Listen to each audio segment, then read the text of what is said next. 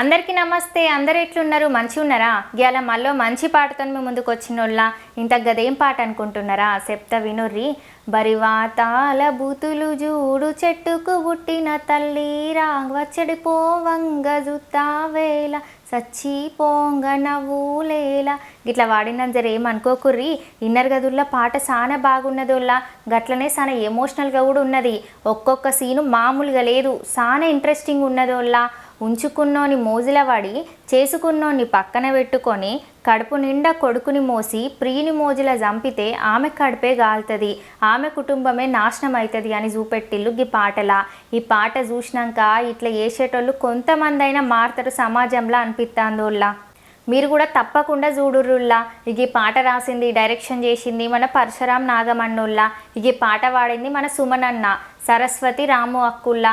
ఇక ఈ పాటకి మ్యూజిక్ చేసింది మన ఇంద్రజిత్ అన్నోళ్ళ. ఇక విఎఫ్ఎక్స్ కెమెరాల బంధించింది ముక్కలతికింది మన మోజేష్ కొలుగురి అన్నోళ్ళ. ఇక ఇలా యాక్టింగ్ చేసిన వాళ్ళు మన రజనీ అక్క, రమ్యశ్రీ ముమ్ము అక్క, కత్తెరపాక శ్రీనివాస్ అన్న, హరీష్ వెల్పుల అన్న, మణి అన్న, వీరభయ్ అన్న సానా అంటే సానా బాగా చేసిల్లుల్లా. వీళ్ళందరి యాక్టింగ్ వల్ల పాటకి ఇంకా అందం వచ్చింది.